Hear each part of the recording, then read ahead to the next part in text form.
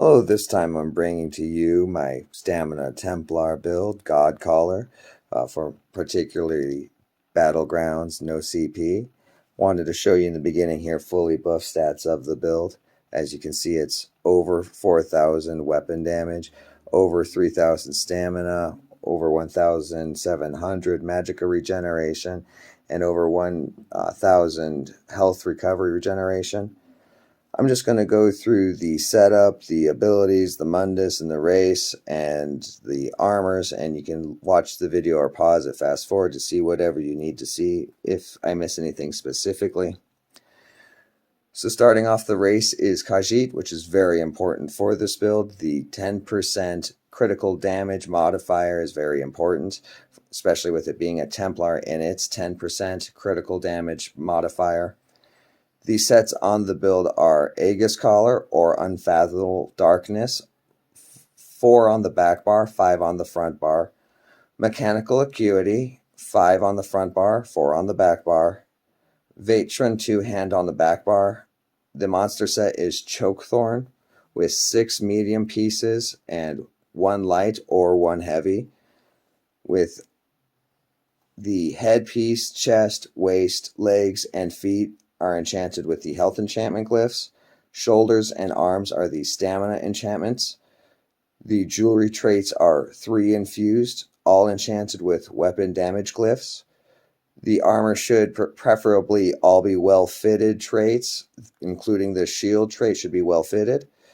The shield enchantment is also stamina. The weapons preferably are the Nirnhoned trait.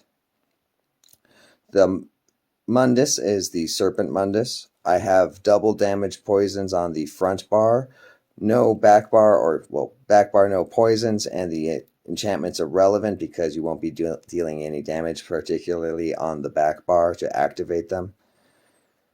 The sword and board skills are Pierce Armor, Invasion, Repentance, Resolving Vigor, Biting Jabs, with the ultimate Empowering Sweep. The 2-handed skills are Elude, Extended Ritual, Restoring Focus, Rally, Race Against Time, and the ultimate can be anything, particularly Undo. I do not use the back bar ultimates really ever, and you can see these abilities coming up in the video. For food, I use Orzaga's Smoked Bear Haunch, and preferably you would want Tri-Stat Potions. As far as using Orzaga's Bear Haunch, with the Serpent Mundus and 3 infused weapon damage glyphs, I do believe that is more damage than Sugar Skulls with recovery glyphs and or the Warrior Mundus, despite the lower stamina, because of the many damage modifiers, the weapon damage modifiers the build has. I feel that Khajiit plus Acquity plus Race Against Time on a class like Templar provides comparable damage, maybe more damage than Malacath. Particularly, definitely does have more upfront burst damage. It has a 1.8 crit modifier.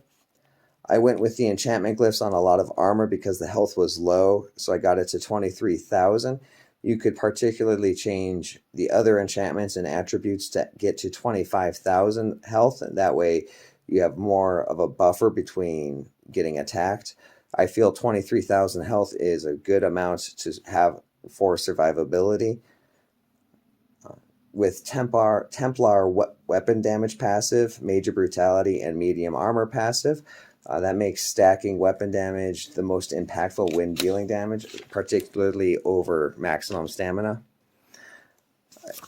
From my calculations, with Acquity, and the medium armor and the passives gained from the Templar, you're looking at about a passive 59% crit chance. After all the math is done, you're looking at about a combination of all the armor equaling about 47.2% damage modifier versus Malacath's 25% damage modifier. You just got to keep in mind that is a 5-piece race and the passive damage bonus versus a single item piece such as Malacath. I prefer using abilities like Extended Ritual to remove the majority of negative effects. Rally and Vigor are great heals. Works really well with a Chokethorn monster set that adds a great amount of healing to cover the gaps in Stamina Templar. This is the first Stamina Templar build I've played in a long time that I did not end up feeling really frustrated at, and I really enjoyed using this build. I feel like I do particularly well with a build like this. Most of my outcomes are something like 7-1 or 12-4 or 10-2, and outcomes of death kill ratio particularly like that. Here in the video, I'll show you some good examples of 1 versus 1 or multiple opponent action. I try to show more outnumbered rather than a bunch of my allies and I destroying 1 or 2 other opponents, unless it is particularly something you will see often in a battleground. I like the burst damage provided by Acquity up front. Using the Khajiit passives and the Templar passives, it gives you quite the advantage when dealing a lot of upfront burst damage. I like the Aegis Caller in a lot of battlegrounds because deathmatch does not happen very often. You have a lot of stationary important objectives, and Aegis Caller provides a cover and a lot of damage in that particular area that you would want to keep covered. Here's an example of facing what I feel is like a meta Dragon Knight. I believe that effect that's happening underneath them is Crimson Twilight. Being an ability just against one player, it's not the greatest one-on-one like this. That's part of why I don't feel like it's too overpowered, and I don't particularly use it very often, as it also is not very good against any ranged opponents. I could have kept a loot up during this battle to prevent a lot more damage, but I did not feel like this Dragon Knight had a lot of offensive power that I needed to be worried about. And it's a good example of how a build like mine faces against another meta build. I also like Aegis Caller to prevent line of sighting on me, or at least if they had to go run back around, that the Aegis Caller is there to prevent them from being able to heal up too easily. Here's an example of a 1v1 essentially against a meta Nightblade, or one of the many proc users in the meta right now. See, like, I think that's Venomous Smite, or it's definitely the Hunter's Venom set. And 1v1, it does give you a good example of that burst damage and the ability to bring down a lot of typical builds that you see in the Battleground meta today. Unfortunately, it seemed like the game was lagging a little bit there. Position out of whack.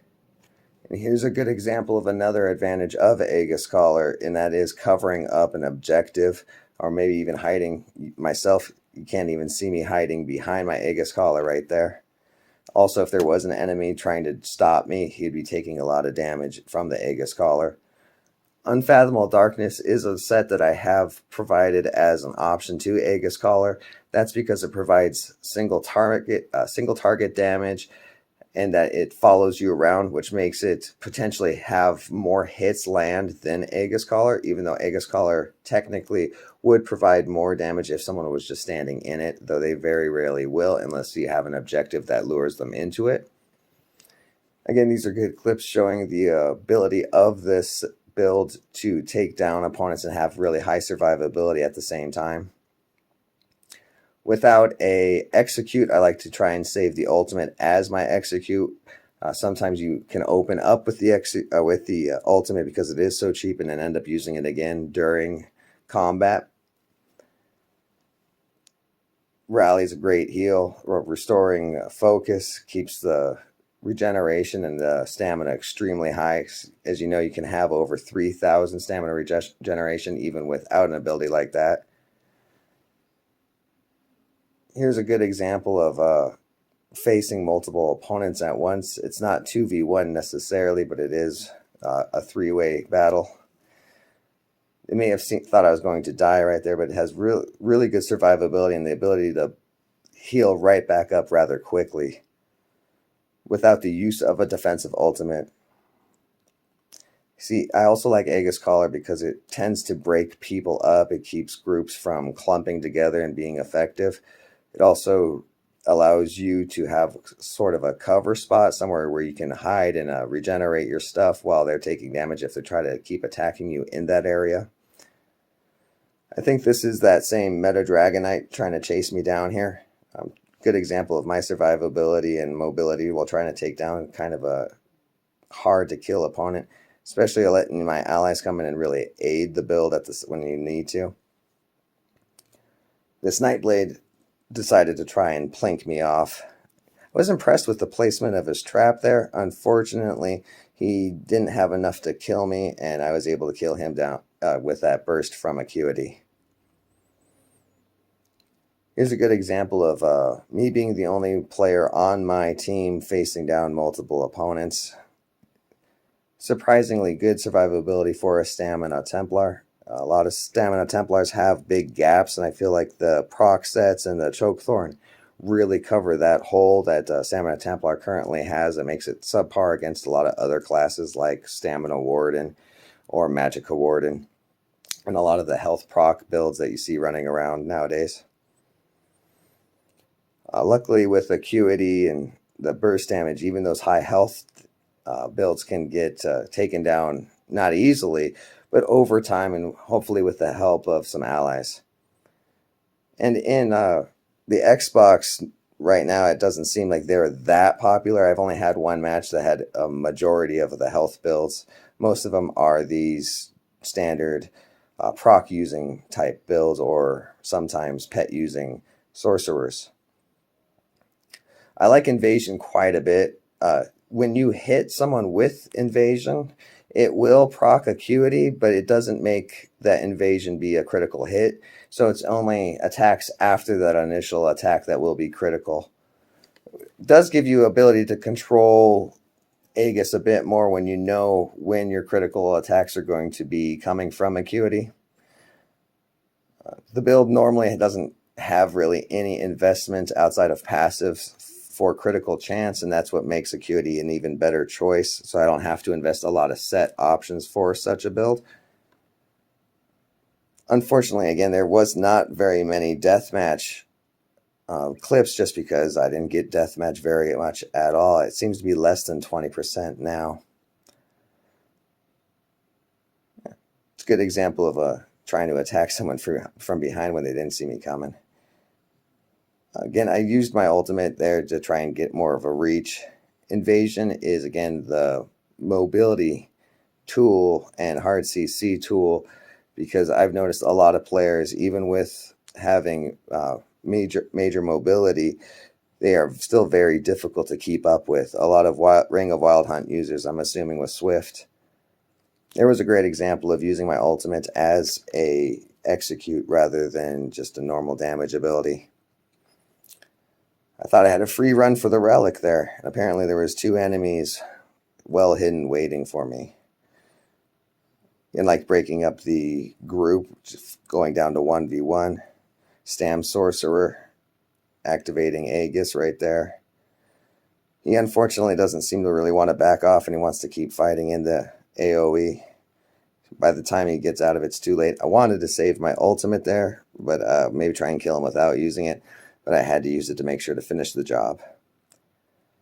Here's a good example of a duo action. My ally here. Sure, there's a third one up there, but I didn't really consider him. Trying to protect the ball carrier, which is, again, invasion's really good for capture the flag and other things, is you can jump to an opponent or jump to a ball carrier and try and kill them before they have a chance to score, as you're probably not going to have the option to use deathmatch too frequently. And I would prefer probably Unfathomable for a deathmatch, as they're very mobile nowadays, and Unfathomable follows you, while Aegis will just sit there and probably miss a lot in a deathmatch type scenario. About reaching towards the end of the video in just a couple of minutes, to show you a couple of standard type outcomes for a Battleground match. I like using piercing armor immediately, get that major fracture and minor fracture in there to get the, I think it's around 11%, maybe a little bit more added damage when our resistance goes down. And that is the only penetration the build has. And so you really do get a ton out of using piercing armor. It may not do much damage on itself, but it is a huge buff to the rest of your damage. Empowering sweep. Apparently empowering the light attack might be pretty beneficial. I haven't really paid attention to how much damage my light attacks do, and I do not charge up a heavy attack with such a build often at all. It's a good example of using my Aegis to cover an area, prevent the opponent from getting too close and trying to take our flag. Use it as cover. Also helps take Nightblades out of their stealth if they happen to be trying to escape in the general area in which has that. I gave up the chase there. I wanted to hit an invasion, maybe jump up and hit invasion and follow them, but that wasn't going to happen. Felt like just jumping right into the melee here. Try and get as many kills against the sorcerer. I knew the sorcerer had low immediate defense. I knew he could, once he gets low on health, he'd be harder to kill. But if you hit him really hard in the beginning, you can typically take him out. And unfortunately, the werewolf jumped in and stole my kill, I felt like there. And then I really wanted to have a one-on-one against this werewolf. And as you can tell, it doesn't really get to happen. I did go 7-1 with 6 assists. Good example of that upfront burst damage thanks to Acquity. I don't know really if Aegis did much there because he ran right out of it, but it worked out overall. And here's what I felt like is a 2v1 situation where Aegis did really work out because they put themselves at a choke point and had no real option other than to be in it or run away, as this guy had to do.